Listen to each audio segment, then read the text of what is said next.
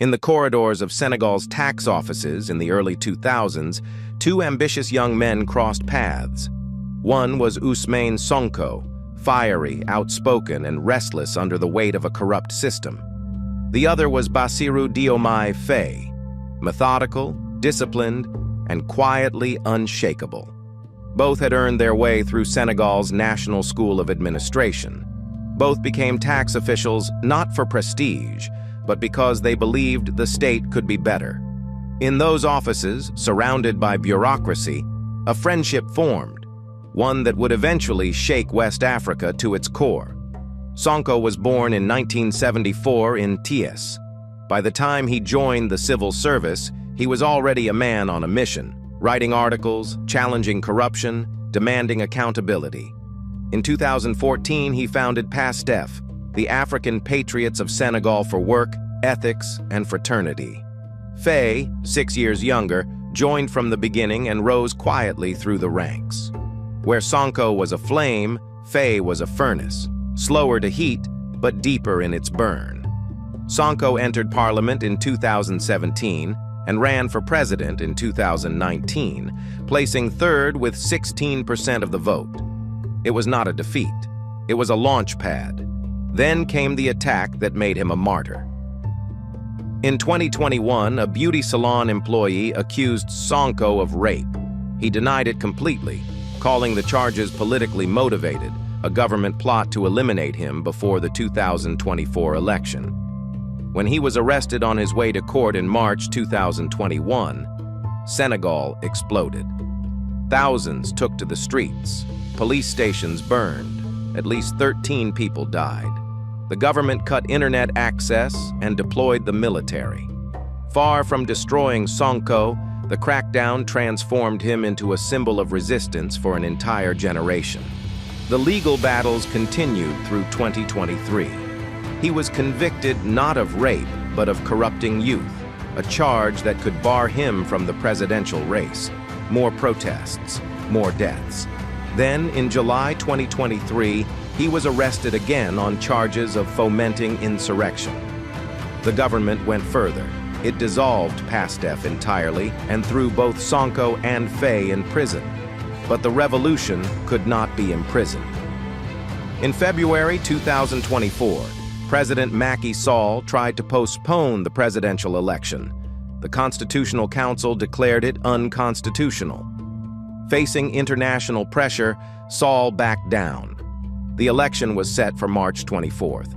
And 10 days before voting day, both Sonko and Faye walked out of prison under a last-minute amnesty. They had barely a week to campaign.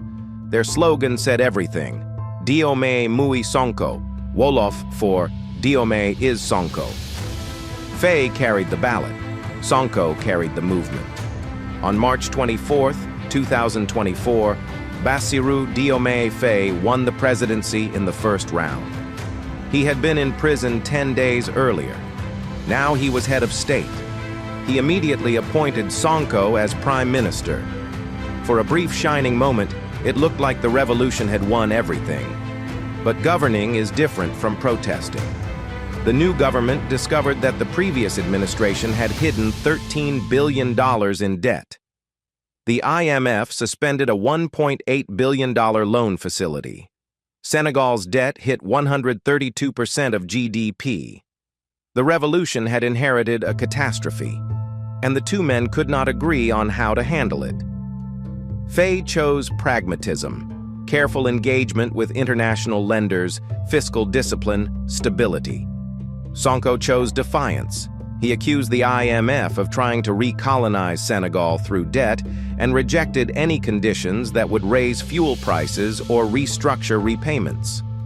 The cracks became a chasm. In November 2025, Sonko held a massive political rally. Not a government event, but his own. He declared it the start of a new era. He was building towards something, and everyone could see it. Faye broke his silence months later, publicly accusing Sonko of the excessive personalization of power.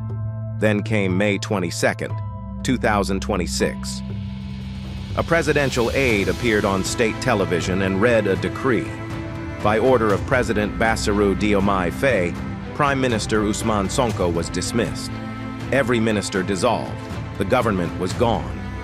From his residence in Dakar, Sonko posted 3 words: "Praise be to Allah." He slept with a light heart, he said. His supporters did not. Protests broke out across Dakar. PASTEF loyalists were torn between loyalty to the president and love for the man who had built the revolution. But Sonko had not lost. He had changed battlefields. His party still controls 130 of 165 seats in parliament. An electoral code reform passed just weeks before his dismissal clears his path to run for president in 2029. The man who built the Faye presidency now has every tool to end it. 2 men met in a government office over 20 years ago. They became brothers. They became prisoners. They became rulers. And now, they are rivals. Senegal's revolution is not over, but it has entered its most dangerous chapter yet.